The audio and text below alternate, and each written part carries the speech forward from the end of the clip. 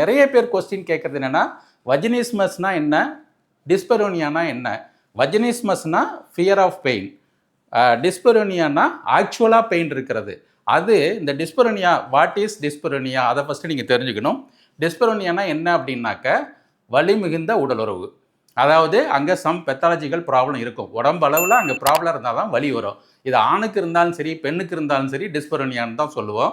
இப்போ ஃபீமேலுக்கு என்னென்ன கண்டிஷனில் வந்து இந்த டிஸ்பரோனியா வந்து அந்த உடலுறவுக்கு வலி மிகுந்த உடலுறவை ஏன் கொடுக்குது அப்படிங்கிறதுக்கு என்னென்ன காரணம் அப்படின்னாக்க அந்த லேக் ஆஃப் ஃபோர் பிளே ஒன்று சொல்கிறோம்.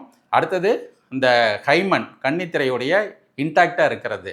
அப்புறம் dryness of the vagina, episiotomy scar, அதாவது குழந்தை பிறந்த உடனே கீழே கொஞ்சம் கிழிச்சிட்டு அந்த குழந்தைய வெளியில் எடுக்கும்போது ஸ்காரிங் எஃபெக்ட் வரும், அதனால வலி வரும். ஸ்மக்மா, இதுதான் ரொம்ப முக்கியம். ஹைஜினிக் ப்ராப்ளம், அதாவது வாஷ் பண்ணும்போது அந்த ஃபோர் ஸ்கின், கிளைட்டோரிஸ்க்கு மேலே உள்ள ஃபோர் ஸ்கின்லாம் அழுக்கு படிஞ்சு அப்படியே வெள்ளையாக சீசி மெட்டீரியல் படிய ஆரம்பிச்சிடும். அது பெயின்ஃபுல்லாக அவங்களுக்கு ஃபீல் பண்ணும்.